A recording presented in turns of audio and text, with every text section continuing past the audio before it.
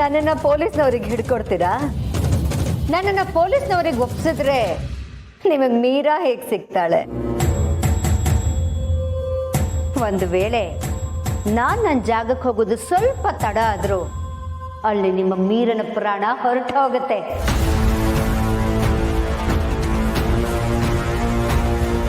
ಇಲ್ಲ, ನಮ್ಮ ಮೀರನಿಗೇನು ಆಗಬಾರ್ದು.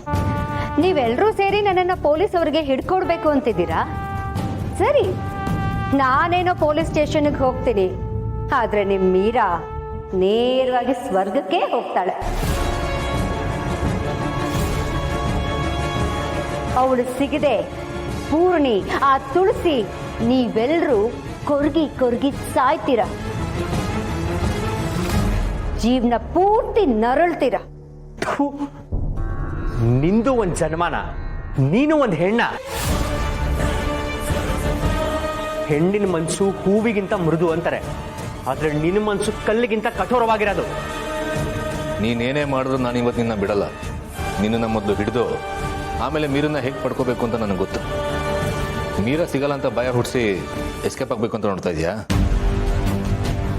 ನಿನ್ನಿಂದ ನಮ್ಮ ಮೀರಾಗೆ ಯಾವ ತೊಂದರೆನೂ ಆಗೋದಕ್ಕೆ ನಾವು ಬಿಡಲ್ಲ. ನಾವು ನಮ್ಮ ಮೀರನ್ನ ಕಾಪಾಡ್ಕೋತೀವಿ. ನೀವೇನ್ ಇದನ್ನ ಮಕ್ಕಳಾಟ ಅನ್ಕೊಂಡಿದ್ದೀರಾ? ನನ್ನನ್ನು ಪೊಲೀಸ್ನವ್ರಿಗೆ ಹಿಡ್ಕೊಡ್ತಾರಂತೆ, ಮೀರನ್ನ ಕರ್ಕೊಂಡು ಬರ್ತಾರಂತೆ. ಇಷ್ಟಕ್ಕೂ ಮೀರ ಇರೋ ಜಾಗ ನಿಮಗ್ ಗೊತ್ತಾ? ಅದು ಗೊತ್ತಿರೋದು ನನಗೂ ಮಾತ್ರ. ಆ ಜಾಗನ ಯಾವ ಪೊಲೀಸ್ನವರಿಂದನೂ ಕಂಡುಹಿಡಿಯೋಕ್ಕಾಗಲ್ಲ. ನೋಡಿ, ಈಗ ನೀವು ನನ್ನನ್ನು ಬಿಟ್ಟಿಲ್ಲ ಅಂದ್ರೆ ನನ್ನ ಅಕ್ಕನ ಮೇಲೆ ಆಣೆ ಮಾಡಿ ಹೇಳ್ತಾ ಇದ್ದೀನಿ, ಮೀರಾ ನಿಮಗೆ ಯಾವತ್ತೂ ಸಿಗಲ್ಲ.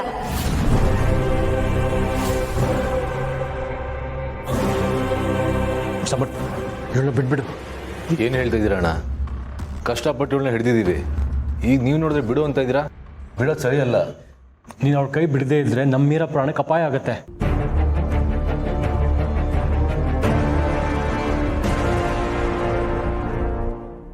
ಇದಪ್ಪ ಒಳ್ಳೆ ಹುಡುಗರ ಲಕ್ಷಣ ಅಂದ್ರೆ.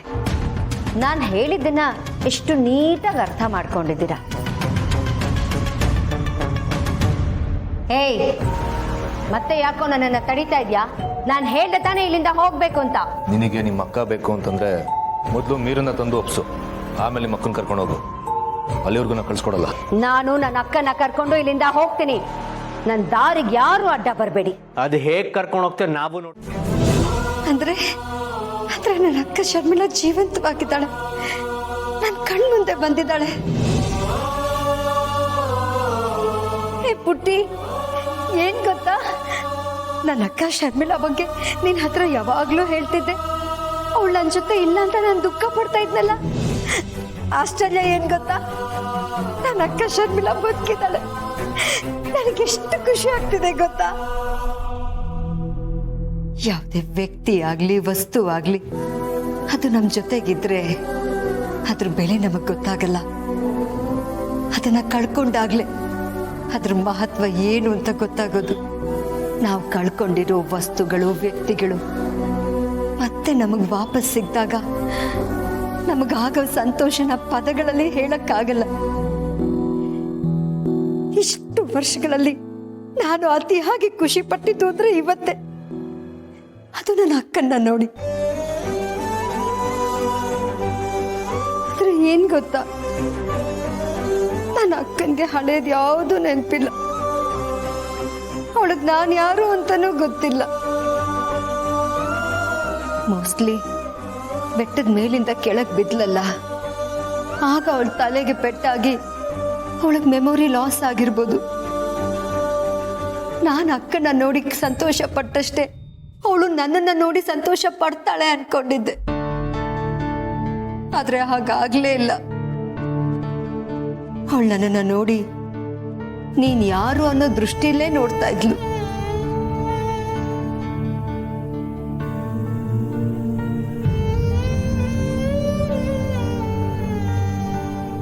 ಅಲ್ಲ, ಆಗೆಲ್ಲ ನನ್ನ ಅಕ್ಕನಿಗೋಸ್ಕರ ಎಷ್ಟು ಹುಡುಕಿದ್ದೀನಿ. ಅಷ್ಟು ವರ್ಷ ನನಗೆ ಸಿಗದೆ ಇರೋಳು ಆ ಮಾಧವನ್ ಮನೆಯವ್ರಿಗೆ ಹೇಗೆ ಸಿಕ್ಕಿದ್ಲು? ಇಷ್ಟು ವರ್ಷ ಅವಳು ಎಲ್ಲಿದ್ಲು, ಯಾರ ಜೊತೆಲಿದ್ಲು, ಮಾಧವನ್ ಮನೆಗೆ ಹೇಗೆ ಸೇರ್ಕೊಂಡ್ಲು? ಅದೇನಾದ್ರೂ ಇಲ್ಲಿ ಹೇಗಾದ್ರೂ ಮಾಡಿ ಮೊದಲು ಅಕ್ಕನ ಇಲ್ಲಿ ಕರ್ಕೊಂಡು ಬರಬೇಕು. ಆದ್ರೆ ಅವಳನ್ನು ಹೇಗೆ ಕರೆಸ್ಕೊಳ್ಳೋದು? ಇವಳೀಗ ಆ ಮಾಧವನ್ ಮನೆಯವ್ರ ಜೊತೆಲಿದ್ದಾಳೆ, ನಾನು ಕರೆದ್ರೂ ಬರಲ್ಲ. ಇಂಥದ್ರಲ್ಲಿ ಇವಳನ್ನ ಇಲ್ಲಿಗೆ ನಾನು ಹೇಗೆ ಕರೆಸ್ಕೊಳ್ಳಿ? ಏನ್ ಮಾಡ್ಲಿ? ನನಗೇನು ದಾರಿನೇ ತೋಚ್ತಾ ಇಲ್ಲ. ನಿನಗೆ ನಿಮ್ಮ ಅಕ್ಕ ಬೇಕು ಅಂತಂದ್ರೆ ಮೊದಲು ಮೀರನ್ನ ತಂದು ಒಪ್ಸು, ಆಮೇಲೆ ಮಕ್ಕಳನ್ನ ಕರ್ಕೊಂಡು ಹೋಗು. ನನ್ನ ಅಕ್ಕ ನನಗೆ ಸಿಗಬೇಕು ಅಂದ್ರೆ ನನಗಿರೋದು ಒಂದೇ ದಾರಿ.